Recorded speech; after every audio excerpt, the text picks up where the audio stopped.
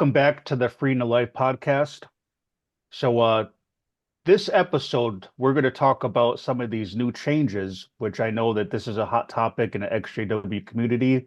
And me and Samantha recently did a show about leaving the organization and disfellowshipping and the pros and cons on whether to let yourself get disfellowshipped or walk away or fade. But as we can see, they're making it to the point where it's going to be hard to even get this fellowship because it seems that the organization is getting kind of desperate that they really don't want people to get this fellowship and they want to bring people back. So we're going to touch on a couple of these changes. But I just want to say from the start that I think the thing that annoys me most, which we'll get into a little bit later, is the dress code. I really have a problem with that because I used to defend the dress code to the death. I would always tell people how, oh no, other churches, they downgrade their dress code because they just want to get members in. So they say, come as you are. And I would defend that point. And I would always say, hey, if you go to a wedding, you're going to dress up, right? Same thing. You're worshiping Jehovah God, right? It's Solomon's temple. So for them to change it, all that really bothers me, really annoys me. And but we'll get into that a little bit later because that was sort of the end of the announcement.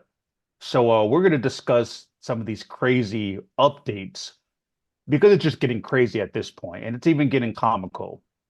But Samantha, would you like to start off on your take on some of these new changes? Like what is the first thing that you noticed, and how do you feel about some of these new changes? I think the first thing you notice is that Mark Sanderson is sporting a beard, and that was rather quick. It does improve his appearance. He looks slightly less like Jabba the Hutt. The other thing I really noted was the tie with the Norwegian flag colors, which was really obvious to me, given that we had just done the podcast about ways to leave the organization, whether it's fading, disfellowshipping, disassociating.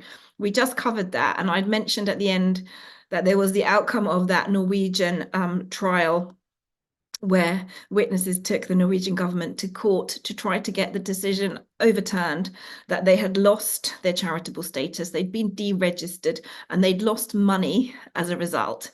And their reasoning for that happening was the way they treat ex-members, the shunning, the disfellowshipping, the cutting off from the community and family and friends, and how that was seen to be a breach of human rights, because it is a fundamental human right that you can actually believe what you want and you can change that belief, but witnesses don't allow that.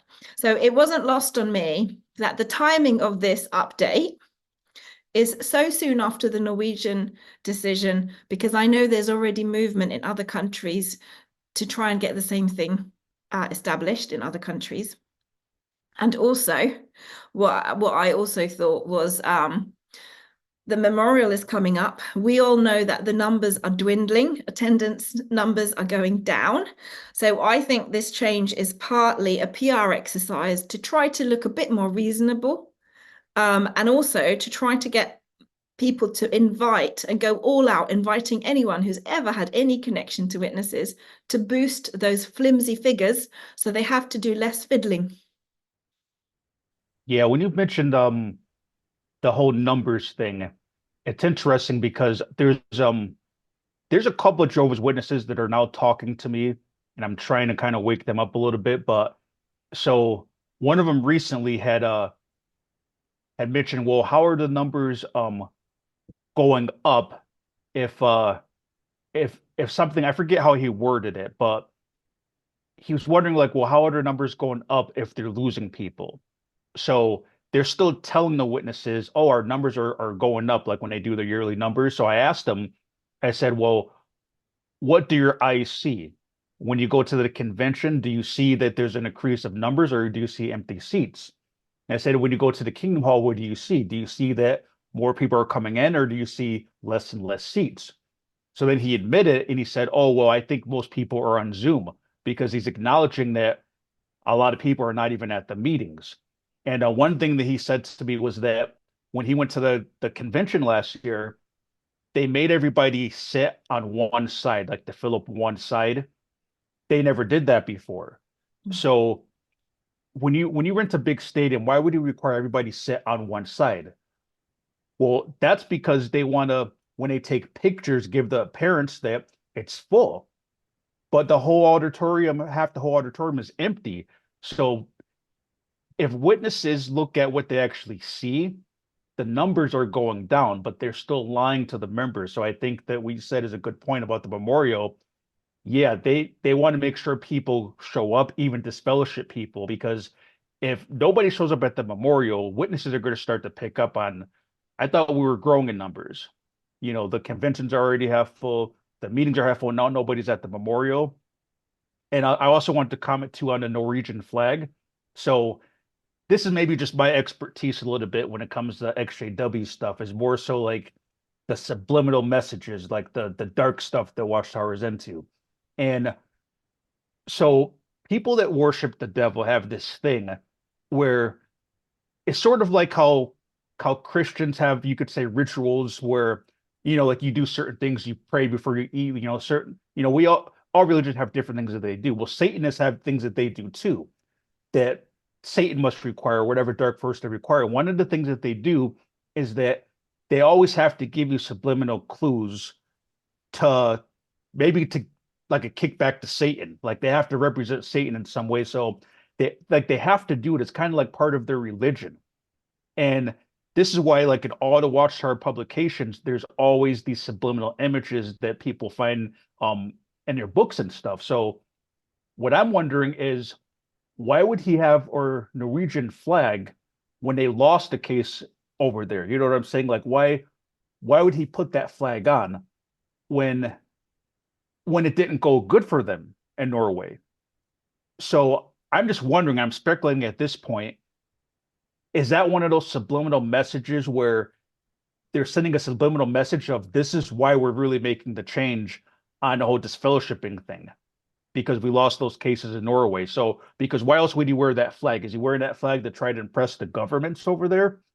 I don't think a flag could impress the governments. The governments hate them over there. So, what would be the purpose of him sending that flag out? So, it seems like it's some sort of subliminal message. But let us know in the comments if you have any thoughts to why he was wearing that. But I think it's something subliminal personally. Mm. But what do you think, Samantha, about how now a person has two judicial meetings? Like, because think about all the people that's been disfellowshipped where they had one try and that was it, right? You got to face the three brothers, and only those three brothers, what they make you wait out in the hall and then they decide if they're going to disfellowship you, and then that's it. You're cut off from friends and family. But now they're saying that they want the elders to meet with them more than once. Like apparently if they don't spare the person, then they want to meet with them a second time. So what are your thoughts on this being allowed now? Well, I think that is quite strange. I mean, the whole disfellowshipping arrangement, the way witnesses run it, is not biblical. There is not one scripture that says you need to meet with 3 elders on your own. The whole thing is really about control. And I'm just wondering, is this again another attempt at just keeping members? Is it another attempt at keeping members? Are they having several meetings with a person, either to intimidate them or intimidate them into being, in line? Or is it to kind of just persuade them to stay? I actually don't know. I think people need to be aware of the fact that there is no obligation for you to meet with the elders whatsoever. It is a free choice to do that. They just don't give you the option. You also should be fully within your rights to bring someone with you. And people don't know that. I think the bit that really irritated me a lot is when he said, and I actually wrote it down because he said this, and I thought, are you actually kidding me that you're saying that publicly on record when this is a big lie? He said, disfellowshipping is a consequence the wrongdoer chooses, or a consequence the wrongdoer has chosen. Now, that is a lie.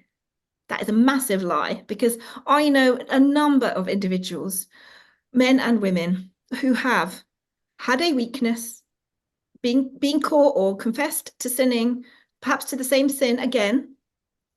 And it gets to a point where the elders can either, from the first offense or maybe it's second, third, fourth, they decide to disfellowship that person to effectively teach them a lesson and to protect the congregation.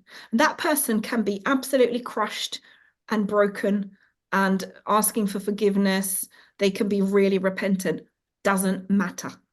Okay, it doesn't matter if you're repentant. If the elders want to disfellowship you, they jolly well will do it. And they do not care about the consequences to you and your family. And they like wielding that power over people. And unfortunately, their feelings come into it. If they don't like you, maybe they're single, they have their eyes on your wife, they disfellowship you, there's a chance they've got, a chance to get with her. You just don't know what goes on behind really their thinking. It's very much fleshly. The whole disfellowshipping arrangement is not biblical. It's kind of fleshly. It's all about controlling people. So I was really disgusted that they said that in the governing body update, that it's something the wrongdoer chooses. That's not true. There was a lot we could pick apart, but that particularly irritated me.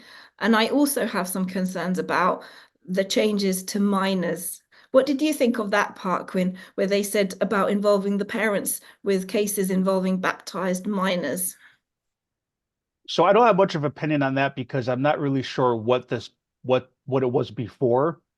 Like, did they used to be with minors by themselves? Is that the change? Because I don't really know what their way of doing it was before when a minor gets in trouble. I think they would have, I think they would have met in a similar judicial kind of arrangement, because I've heard of cases where children under the age of 18 have had judicials with the elders and the parents haven't been present. It is quite curious that they allow under 18s to get baptized, because the whole going through questions is actually a legal process. So, and it's a legal process that will impact the rest of your life, because if you get baptized as a witness, and say you get baptized like I did at the age of 12 and a half, I did not know, nobody explained to me that I'm making a decision that if at any point in the future I change my mind or I want to leave witnesses, I will instantly lose my family. How is a 12-year-old meant to make a decision of that magnitude?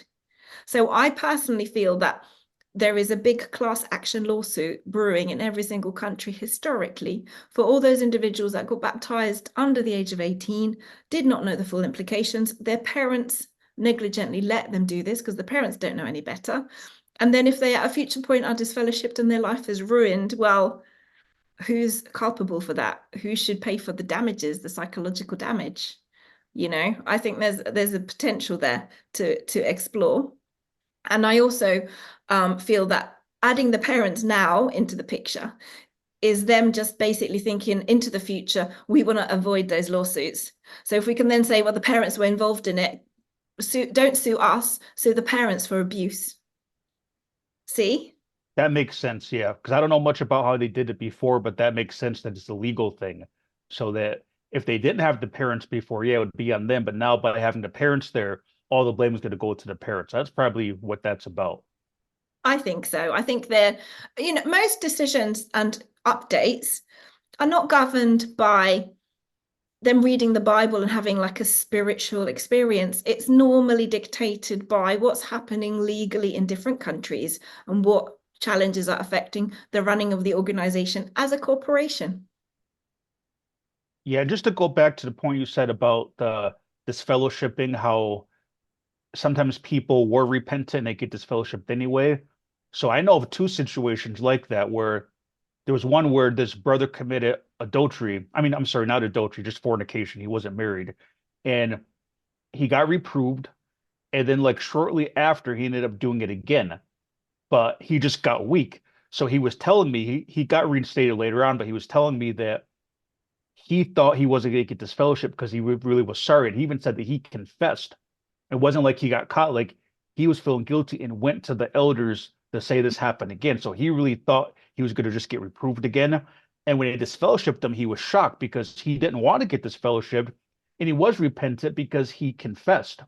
but they disfellowshipped them anyway. Then I know another case where somebody got disfellowshipped because they grew a beard. And they didn't, yeah, they didn't have a beard before, but they were a ministerial servant. And I think they might even started growing it when they were a ministerial servant. I'm not sure. But first, he lost his privileges as a servant. And then they went to talk to him.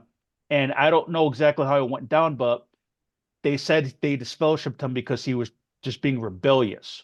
So that's what they said. He was just being rebellious. But their definition of rebellious is the fact of he was not going to shave the beard. Like I think he took a stand of just saying, "Hey, I want it. I don't want to shave it." So to his surprise, he ended up getting disfellowshipped, and it was a shock. But again, and I think that some witnesses may watch this and they may say, "Well, that's not true. You're not going to get disfellowshipped for that." Elders do things differently in other congregations, and these brothers are on power trips, so you do get situations like that where different congregations do things differently. And then like when you question it, they say, oh, you're questioning Jehovah, don't question these decisions from Jehovah. That's a bunch of bull. But that's how you have situations like that, because the elders do what they want to do. But then if you question it, they say don't question Jehovah. So yeah, that was a flat out lie when he said people that get this fellowship because they want to. No, it's because of what the elders want to do. Yeah, I think that was particularly insulting. And I think also I hadn't listened to things for a long time, so I came to it with quite fresh eyes. One thing that was interesting is they kept saying the governing body has decided. So there wasn't any mention with a lot of the stuff that there's any biblical basis, especially with the changing dress. And they kept really emphasizing the role of elders. What was very interesting is he used examples from the Bible that I thought were really poorly chosen, because with Cain, God was actually really merciful because Cain killed his brother, and yet God was still having conversation with him and afforded him really protection from anyone avenging Abel. So again, at what point did God disfellowship Cain? And at what point did God disfellowship King David? He didn't lose his position as king. Yes, there were consequences to his sin, but he wasn't shunned. He wasn't removed. So why bring up examples that actually, and where did Jesus say to a sinner, well, actually, you've got to now be isolated like a leper for months on end and no one's going to talk to you, and then maybe you'll be forgiven. It is not biblical. The way witnesses do this disfellowshipping thing is not biblical. If that step is ever taken, and it would be a very extreme step, it should be the whole congregation's decision. That's biblically how it should be. It shouldn't be 3 elders. That's not biblical. But anyway, that is another thing. And I did notice, I actually got a friend to look at it who's a Christian, who thought it was very strange to call God Father Jehovah. That's never in scripture. That was never used as a name for him. And also he thought it was really strange that Jesus wasn't mentioned, and the forgiveness that comes on that basis, that doesn't seem to come into it. It's all about your works and your repentance and how you're a terrible sinner. So completely missing the point that Jesus died once for all time for sin to cover it. So we're already covered. It's a matter of taking advantage of that and understanding that you don't earn it through basically kowtowing to the elders and following the rules of the organization. That's made up. That's man-made stuff. But anyway, how about the changes to dress code? Because you said that really irritated you. So do you want to go into that a bit? Yeah, so that really irritated me because and I just want to say too that when they make these changes, they're making clowns out of Jehovah's Witnesses, because Jehovah's Witnesses, they defend these points to the death. Then when they change it, they look like clowns. The same thing with the beard and things like that. So with the dress code, I've always defended that. And when I first became a witness, I didn't actually like wearing a tie. It's just kind of uncomfortable. But I was told, oh no, it's worship to Jehovah. It's the occasion. You're worshiping the true God. You got to wear your best clothes. And it made sense. So I always remember defending this point. Like sometimes I would talk to people from other religions and they would say, like, oh, well, why can't we just come as we are? Like in our church, we can just wear, we come as we are. God's not looking at how we dress. So I'd always defend that point. Like, Well, if you go to a wedding, why do you dress up? Because of the occasion, it's special, right? This is worship to Jehovah. Even if you go to court, why would you dress up, right? Because it's a special occasion, like it's important. So I've always defended that point. And when I became a Jehovah's Witness, I spent more money on suits and ties than anything else. So many suits and ties, and then you got to dry clean them and everything. And you got to have shoes. You got to have shoes for the meeting, and you got shoes for service. Then you may have special clothes for the memorial. So we spend so much time and money on dress, and we're told it's worship to Jehovah. So, and then I remember that as a witness, we would always talk trash about other religions that let people come as they are. We would say, oh, they're just desperate for members. They don't care about integrity. They don't care about how they present themselves to God. They're just desperate for numbers. They're doing the same thing. And my thing about this is that how does that change? If Jehovah doesn't change, if we're dressing up because this is worship to Jehovah, this is Solomon's temple, and the kingdom hall is our place of worship, and God doesn't change, then how does that change? And what I really found disgusting personally is that they made it very clear that if you go to Bethel, where the governing body lives, you still have to wear a suit and tie. And women's got to, well, why? Why at Bethel? Because Yeah. they reside at Bethel. They're raising themselves above Jehovah. See, you go see the governing body at Bethel, you better dress up. But worshiping Jehovah at the Kingdom Hall, well, they just downgraded that. When you worship Jehovah at the Kingdom Hall, you can wear slacks. You don't got to wear a tie. Forget throw the tie out. Well, they say the Kingdom Hall is worship to Jehovah. That's why they say it's so important to not miss a meeting. Or you can't miss a meeting. It's worship. So how is the governing body? How is Bethel more important than worship at the temple, aka Kingdom Hall? Because that's what they say that it is. So that just shows that they're getting rid of the dress code because they're just desperate. They see with the newer generation of people, it's harder for people to who wants to be a Jehovah's Witness nowadays. I mean, let's be honest, who is not appealing to people anymore. So to still tell people you got to wear a suit, you can't have a beard, but they can't tell you why, but you just can't have one. Like newer people aren't going to put up with that. So I think the main thing is they're having a harder time getting people in. And also the fact with people not wanting to go to the meetings anymore either. I know when I was on Zoom, the best thing about Zoom was you didn't have to get fully dressed up, Yeah. just enough for the camera to see, right? So I never wore a suit jacket on Zoom. I just had a dress shirt and tie. But then half the time, if I didn't feel like dressing up, I would just have my camera off. And a lot of witnesses did that on Zoom. You don't feel like getting dressed for the camera, to shut your camera off. So I think they also relaxed those things too, so that people would be more likely to want to go back to the Kingdom Hall because people might not go to the hall one night just because they don't feel like getting dressed. I don't feel like getting dressed. I'm just going to Zoom and put my camera off. So I think they want to make it easier to go to the meetings for people that are still in, but they also need people to come in. So that's why I think they're lowering the standards. But the fact that they say you still got to dress up for Bethel, I think that this shows their arrogance and that the witnesses really are serving the governing body. They're Yeah. God. So you go to their house, you're still going to dress up with a suit and tie because of the occasion of going to see them. But your weekly worship, oh, go ahead, we're slacks to that, right? So that really bothered me, and I don't see how witnesses can defend this point because how do you defend that point? You're basically saying that Jehovah's standards change, but then they say Jehovah doesn't change. So what is it? Does his standards change or do they not change? If his standards don't change, then why does Jehovah now say you can wear whatever you want when you serve me? It doesn't make any sense. And I just feel irritated about that because that was a point that I would always defend. So if I was still a witness, I would be embarrassed now. Like to people that I've witnessed to, coworkers and things like that. Oh, now I told other churches, people in other churches, the reason why you guys can dress whatever you want is because they don't care about the integrity of worship. So after telling them that, how could I show my face as if I was still a witness? And now we're doing the same thing. But I'm not a witness, but these changes, they make witnesses look stupid, and I don't think they realize that. I'm not saying that to be mean, but you do look stupid when you say this is from God and then you change it. And then you wasted years and decades defending these points, and now they say, oh no. Then like when they make these changes, they kind of gaslight them. So they'll make it seem as if like you should have known that already.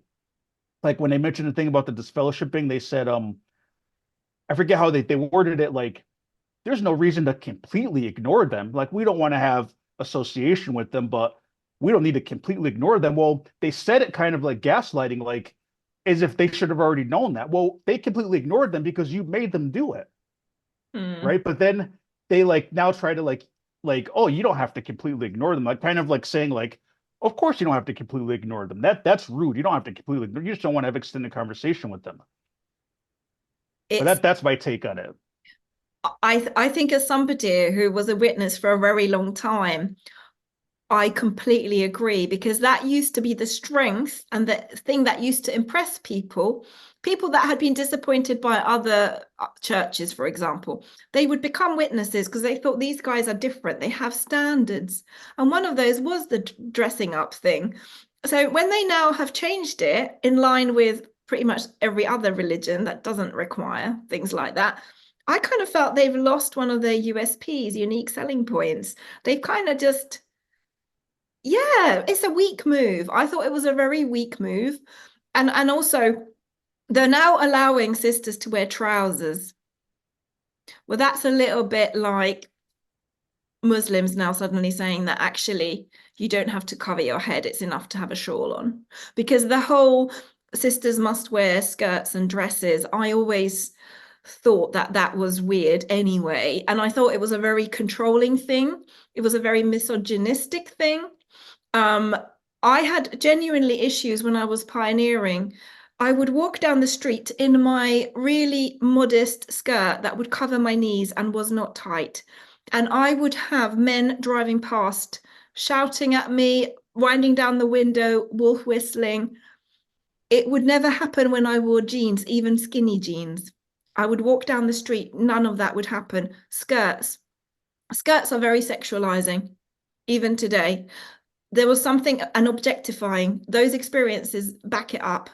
So them insisting that sisters dress in skirts and dresses, it's a form of control. It's a form of reminding you that you're the little lady that's meant to just be there to serve the men and to keep your damn mouth shut. Don't have an opinion. And certainly we're not going to give you any spiritual authority or position whatsoever, which is again completely non-biblical. Jesus made it very clear. He gave the most powerful message in the whole universe to women, which is that he'd been resurrected. So think about that. But yeah, I as a woman, I find it absolutely infuriating. And but what I did take, okay, this is the bit that did tickle me. So it really annoys me, this change in dress code. Again, I think it just highlights control. It was still control, isn't it? But what really tickled me is they were very careful to say that if somebody has left because they're an apostate, then do not say hello to them, do not invite them to the meeting. So that means that because I disagree with organization being who they claim to be, and I disagree now with the theology, and my family know that, I will continue to be shunned.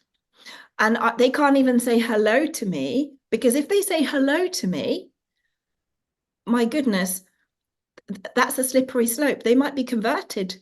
They might also start to be critical. They might also start to that slippery slope. So I realized how powerful I am and what a big threat I am to witnesses, that they're too scared to even speak to me because one sentence from me could completely derail their faith.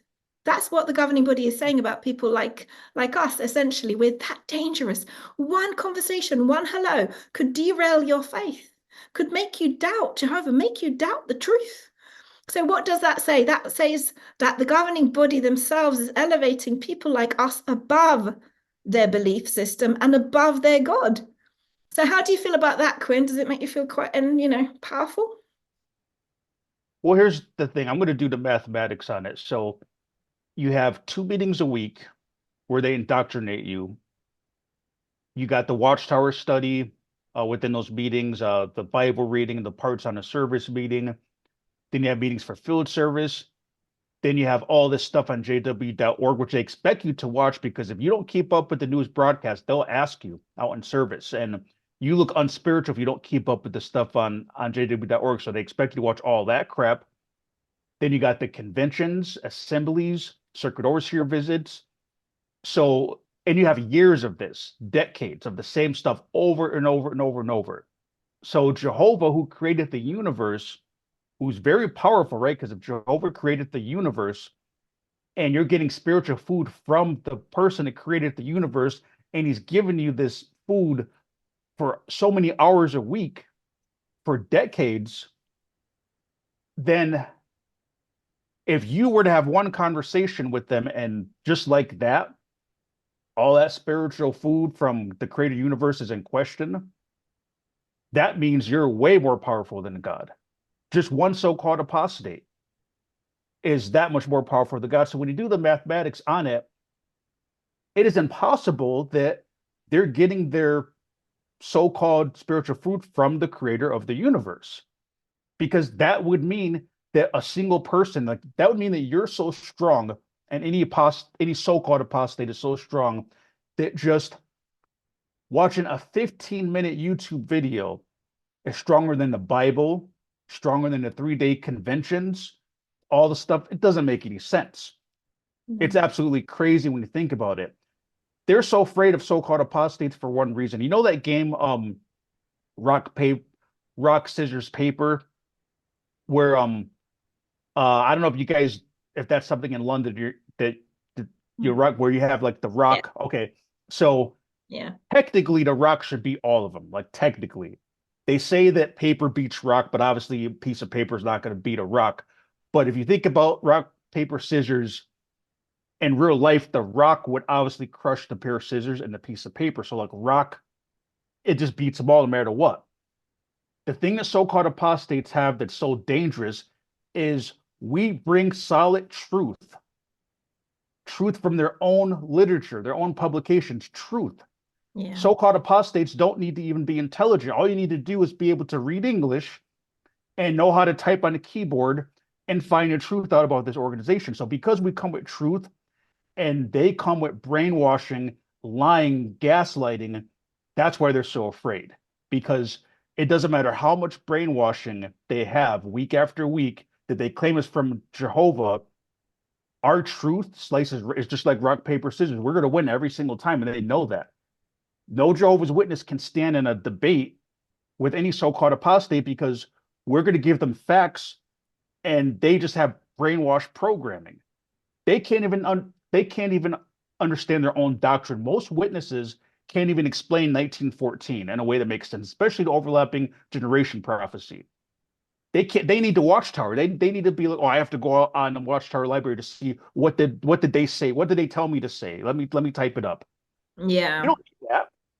I can face any Jehovah's Witness with nothing and just say, what about this? What about that? Or I could show them the evidence, but I don't need to go on a Watchtower library to figure out how am I supposed to answer this.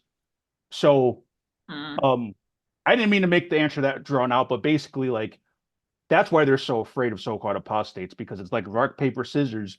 We come with truth and it just they can't hold up. Nothing they can say can slice through the rock. There's nothing they can say. So that's why they say, don't even talk to us, because there's nothing they can do. They can't even prep Jehovah's Witnesses to talk to us because they know we're going to bring facts. So all they can do is say, run away. And that's what they do. Run away. Don't listen. This is it. And I actually, when I saw this update, I was disappointed. And I was disappointed because I was really looking forward to years of campaigning and activism to completely undo the organization, to completely expose the governing body members for all their illegal, unlawful activities, highly questionable. Even from a spiritual standpoint, the amount of blood they have on their hands, of lost lives through the blood issue and through people that are so distraught after being disfellowshipped that they commit suicide, because that does happen. So just the blood on their hands spiritually, all the stuff about protecting pedophiles instead of protecting children. There's just a massive list, and there's many court cases in many lands. They're hemorrhaging money, they're losing members.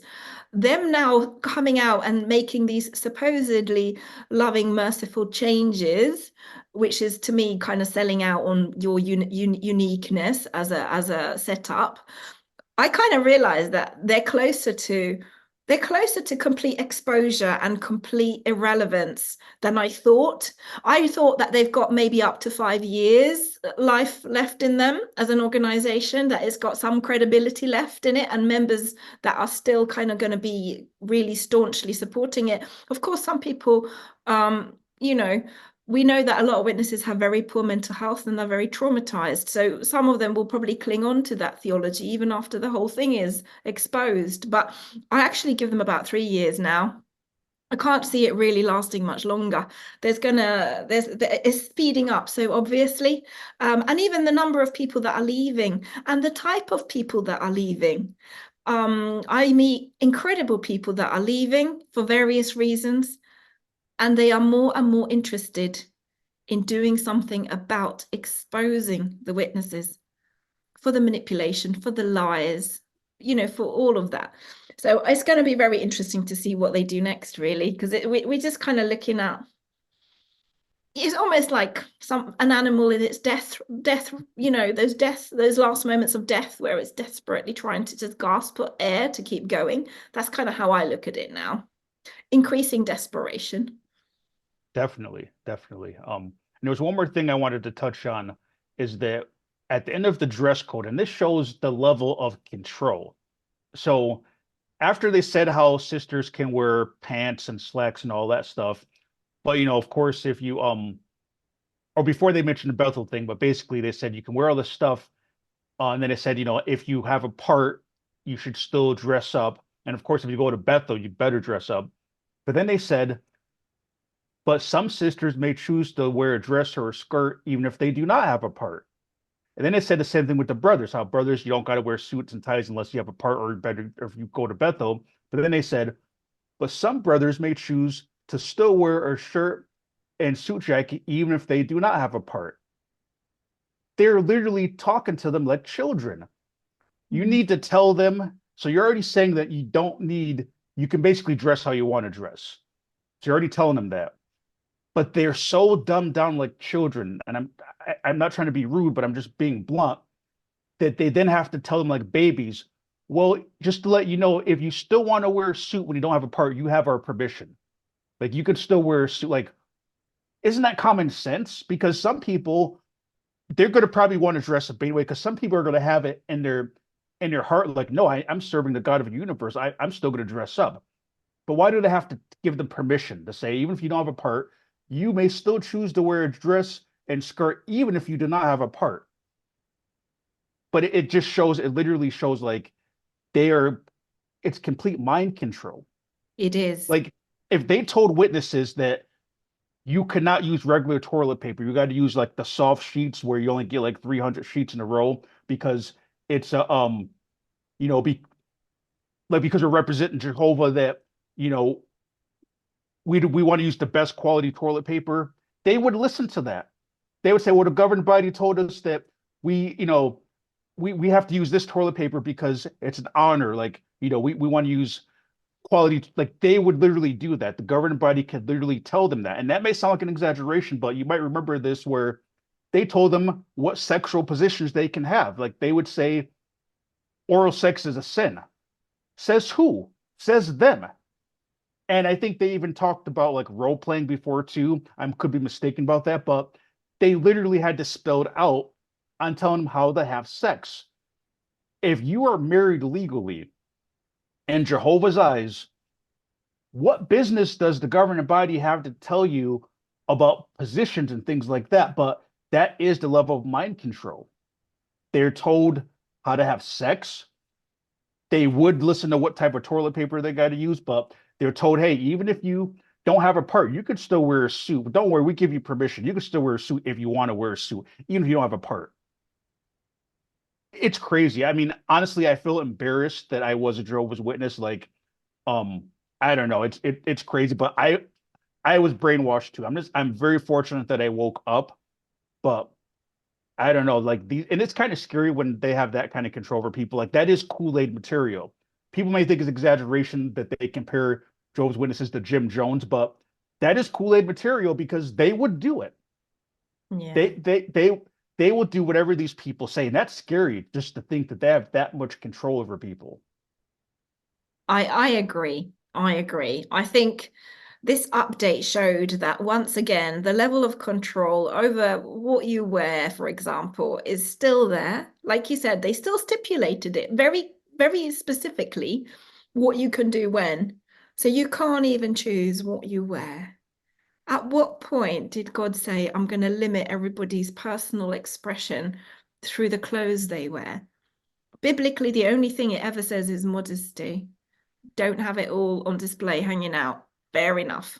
Okay, I think that's universally accepted that there is modest dressing and immodest dressing. And even though culture's increasingly slack about it, is still a thing. But I think you're right. And it's also, like you said, the way they speak to people is very infantilizing. They're speaking to their audience, to the brothers and sisters, as if they were children and simple children, special needs children. And there's absolutely no room for you making any thinking decisions for yourself. That's just concerning on every level. And yeah, I just agree. It's not really a big change, this update, but it does reveal the state of things. I think it reveals the level of panic the governing body are feeling about their failing organization. Yeah, so I think we pretty much wrapped it up. I know this is a hot topic right now, and there's so many different things wrong with these updates and just the implications of it. And you can see how weak they are. They're in a weak state, and they'll do just about anything. I mean, pretty soon they may tell that, it's okay to marry an unbeliever because that's going to be a thing too. Some people leave the organization because of wanting to find true love. Or they end up maybe getting disfellowship and then they marry the person, but soon they're probably going to say, like, you know what, it's a person, marry anyone you want. It doesn't matter if they're a witness or not, because that's how desperate they're getting for numbers. But that's going to wrap up this episode of Freedom Life podcast. And thank you for joining us. And we look forward to seeing you next week.